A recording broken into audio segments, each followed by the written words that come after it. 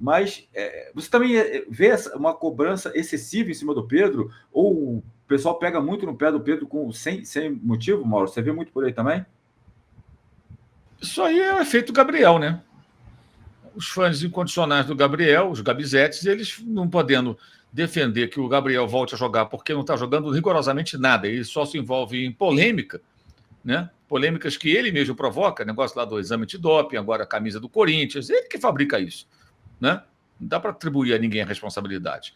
Então, como o Gabriel não se destaca jogando e entendem que o Pedro ocupa o lugar que eles acham que deveria ser do Gabriel, mesmo que o Gabriel entre em campo e fique sentado e não pegue na bola, eles ficam pegando no pé do rapaz. É isso que acontece. Os caras são mais torcedor de jogador do que do clube. Para mim isso é muito claro. Então, aí deve estar aí no chat alguns aí. Certamente, eu não estou nem olhando aqui, mas deve estar.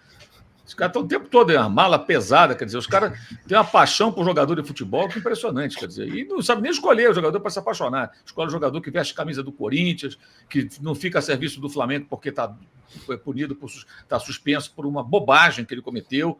E que quando pede desculpa, não pede desculpa, né? Pede desculpa minimizando o próprio erro. Olha, desculpa aí, mas olha, não sei o que e tal. Ó, o cara fez a foto. Vou repetir a pergunta até. Qual torcedor do Flamengo que entrasse na casa do Gabriel e o visse com a camisa do Corinthians que não ficaria indignado e não tentaria fazer uma foto até para provar para os amigos? Eu não estou maluco, não foi uma miragem, não. Está aqui a foto. O cara estava com a camisa do Corinthians, eu vi. Imagina. O cara vai lá, sei lá, o cara pode ser lá, técnico da TV a cabo, sabe? Vai lá consertar a TV a cabo, o cara vai trocar um vidro que quebrou, coisas que acontecem, né?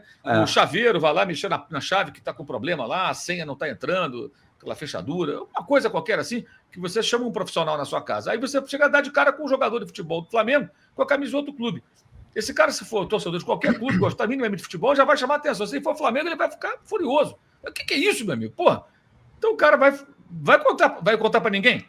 Vou guardar segredo. Não, o cara vai contar, claro que vai contar. É evidente. Então, não dá para terceirizar a responsabilidade. O cara foi sacana e tudo, isso pode até ser. Mas nada aconteceria se ele não fizesse o que ele fez, né? E aí ainda tem defesa incondicional de alguns. E quando você critica, como eu critico mesmo, você persegue. Eu persigo, não, o cara persegue ele mesmo. E olha que eu vejo no Gabriel uma série de virtudes. A identificação com a torcida, com a garotada, e jogou muita bola em 2019, 20 e 21. 2021 já, o Flamengo é campeão brasileiro, ele jogou muito em 22 com o Pedro, e não é verdade que ele se sacrificou para jogar, não, ele jogou na dele, ele não é um homem de área. O que muda é que o Bruno Henrique e eles é uma combinação com o Pedro, é um cara mais de referência. Mas inúmeras vezes o Bruno Henrique foi o cara que entrava como referência, como se fosse centroavante, para ele se movimentar. Então ele jogou na posição dele, não fez sacrifício nenhum. E se entrosou com o Gabriel e foi coroado com um gol na final. O Pedro foi o cara que foi artilheiro, foi rei da América, mas o gol da final, pimba, foi dele. Então, escreveu mais uma página bacana na história. É um jogador histórico, importante, ele tem capacidade, ele é bom, ele não é um perna de pau. Agora, precisa melhorar fundamentos que ele parece que não quer trabalhar, como chutar com o pé direito, que é o óbvio, não dá uma cabeçada, não divide uma bola, não ganha uma bola em velocidade. Ele trabalha isso para aprimorar. A gente cobra do Pedro, que tem que ter movimentação, sem bola, tem que... O Pedro contra São Paulo. Para mim foi o grande momento do Pedro, fora os gols nesse ano. Ele deu um carrinho, roubou uma bola, tabelou, recebeu na frente, driblou o adversário, chutou, o Rafael defendeu, o gol do De La Cruz. Ele fez praticamente tudo ali, só faltou a bola entrar do chute dele, né? Fez quase tudo. É isso que se espera do Pedro, a gente cobra isso. E do Gabriel? Ter o mínimo de coragem de chutar com o pé direito, conseguir cabecear uma bola, ser um atacante, às vezes a bola vem pelo... Não cabeceia. Dividir uma bola, amigo. Bota o pezinho de ferro de vez em quando ali, não divide. Uma jogada em velocidade, às vezes o zagueiro até lento, mas ganha dele. Não precisa ser o velocista Fabrício Bruno, não, qualquer um. Então, tem vários pontos que ele precisaria trabalhar. Aí, pegando o gancho do que você falou, segundo a comissão técnica, o Pedro trabalha muito. O Gabriel tem que trabalhar algumas coisas. E eu não vejo, sabe, nenhuma evolução, cara. Mesmo quando ele está em campo, são as mesmas deficiências. Para virar um jogador melhor. Parece que ele acha o bastante o que ele faz do que ele já fez. Não é o bastante. Para você continuar no topo como ídolo do Flamengo, você tem que continuar fazendo coisas positivas. E, na verdade, não tem coisas positivas, tem coisas negativas que estão acontecendo. Antes já teve aquela quantidade de cartões que ele tomava por infantilidade, reclamando o tempo todo. Os árbitros perseguem ele. Claro, reclama o tempo todo, os caras vão ficar marcados, meu camarada. O festival de cartões amarelos sempre foi assim. Aí agora são questões extracampo. E aí o que acontece? Quem está jogando bem é o Pedro. Ali é o lugar do Gabriel. O cara não se conforma. Então faz o quê? Começa a atacar o Pedro, que é o cara que está resolvendo no Flamengo há muito tempo. Desde 2022, quando virou titular. Quando o Bruno se machucou, e vem resolvendo. O cara, agora vai ter uma atuação ruim, vai ter uma atuação boa. E isso é péssimo para o Flamengo, entendeu? Muito ruim mesmo, que você acaba não valorizando quem merece para apoiar quem hoje não merece defesa nenhuma, merece ser criticado e ter autocrítica, e quando pedir desculpa de verdade. E não pedir desculpa minimizando o próprio erro. E o Alan, eu acho até que dentro dessa fala final que o Mauro colocou, né, valorizar, eu acho que o Tite está valorizando bastante, né, o Tite. O Pedro, né? O próprio Matheus fala sobre isso, né? O Pedro vem colhendo os frutos dos trabalhos, né? Do desempenho diário, dessa busca pela perfeição, repetindo, e o atacante, né? Precisa disso, repetir os fundamentos, perna direita, perna esquerda, cabeceio, né? Esse trabalho de pivô, de parede, é um jogador que tem um refino técnico muito grande, então é isso que o Pedro vem colhendo. Né? O resultado, né, de ter talento mais trabalho. Não adianta você ter talento e não trabalhar. Né? É o caso do próprio Gabigol. Está jogando a 50% do que pode. Tem que jogar a 100%. Em alguns momentos ele acha que esse 50% é o suficiente. Não é. Não é. Ele tem que voltar a trabalhar a 100%.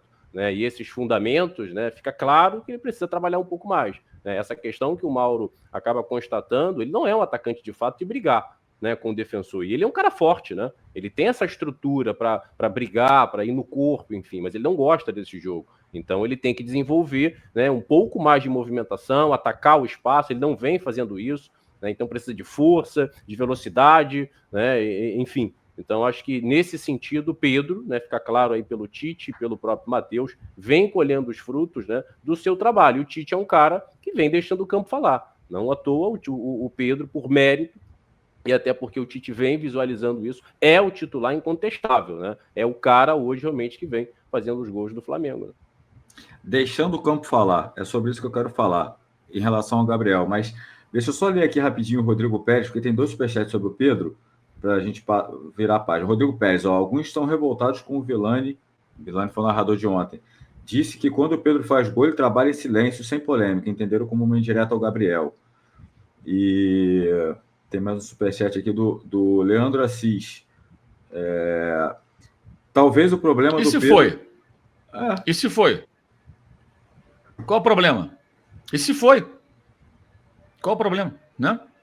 Exato. Ele elogiou um, frisando que o outro, que para esses aí que estão reclamando deveria ser titular, está só envolvendo em polêmica. O Pedro não tem polêmica. A polêmica dele é o quê? Bota a bola para dentro do gol. É isso. Olha só que coisa ridícula. Além de tudo, os caras ficam patrulhando quem eventualmente critica. Quer dizer, o cara vai fazer as coisas erradas e não pode ser criticado. Esses caras são loucos, vivem numa bolha.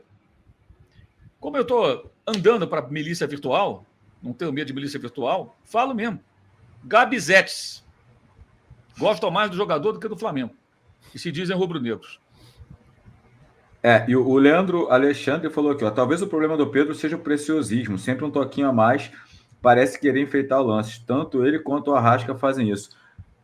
Cara, eu não acho que é preciosismo. Tudo bem que eu acho que o Pedro exagera às vezes em alguns lances, mas eu acho que é para tentar sair da mesmice, porque normalmente o adversário, se ele sempre chutasse de primeira, se ele sempre desse, a bola chegou, ele só chuta. Eu tô errado, Léo, ele seria um atacante comum. Então, eu acho que não é preciosismo. Às vezes pode até ser em um ou outro caso, sim, mas que muitas vezes é para diversificar, até para dificultar o adversário na marcação. Prova disso, para mim, é o gol que ele fez contra o Corinthians, que ele dá um corte. Normalmente, o que 90% dos atacantes faz ali? Chuta de primeira. E talvez se ele chutasse de primeira, a bola ia bater no zagueiro. Ele vai dar um corte, o zagueiro está até agora, dando o carrinho, está até agora, procurando ele. Acho que foi o Félix Torres, né? Então, não sei, como é que você vê esse caso? Não, é recurso. E aí eu concordo com você. Em alguns momentos ele até poderia simplificar a finalização, facilitar o próprio trabalho. Faz o gol, faz o adversário se abrir, né? Vai ter muito mais oportunidades, muito mais facilidade, até por ter um adversário um pouco mais aberto, né? Um pouco mais com ímpeto de buscar o empate, enfim, de se lançar um pouco mais para cima desse Flamengo. Mas é recurso do Pedro. Esse lance que você coloca, né, que ele dá um traço no Kaká e finaliza, é recurso. Ontem quase ele fez um gol de bicicleta. É recurso também que ele tem. Então, o Pedro é um jogador muito refinado, né, um cara muito diferente. Alto, coordenado, técnico demais, a tabela não morre nele, né, enfim, muito diferente de atacante, né, da estrutura física dele, que é uma parede, a bola bate e volta. Até brinquei ontem que o cara precisa de um revólver para matar a bola, porque não consegue matar a bola. Né? A bola bate e volta, bate na canela, enfim. O Pedro não tem isso. Pedro é um cara que a tabela segue, né? Você pode... E eu vejo o Pedro, depois das críticas, né? Que ele vinha sendo um pouco fominha em alguns jogos, o Alan. Ontem mesmo, ele olhando mais os companheiros. Isso também vai impactar muito no jogo do Pedro, porque em outras partidas ele poderia dar seguimento, servir, fazer essa bola andar, até mesmo se beneficiar entrando dentro da área. Ontem eu vi isso. Ele vem tendo esse comportamento nos últimos jogos, mas eu vejo como recurso do Pedro mesmo, às vezes ele tentar um lance, né, que poucos atacantes, né, tentariam, porque não tem o refino que ele tem.